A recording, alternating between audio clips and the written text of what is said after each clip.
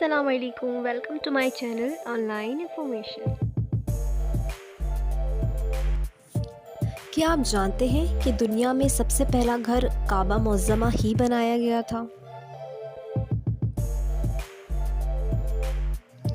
کیا آپ جانتے ہیں کہ آپ کی دی ہوئی خون کی ایک بوتل 3 افراد کی زندگی بچا سکتی ہے؟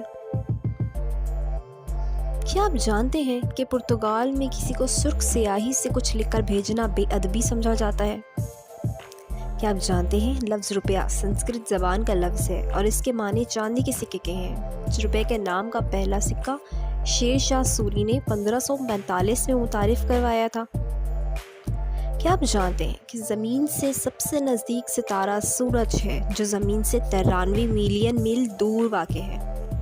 اگر آپ نے میرے چینل کو ابھی تک سبسکرائب نہیں کیا ہے تو پلیز میرے چینل کو سبسکرائب کریں۔ Thanks for watching, like, share and subscribe. اللہ حافظ۔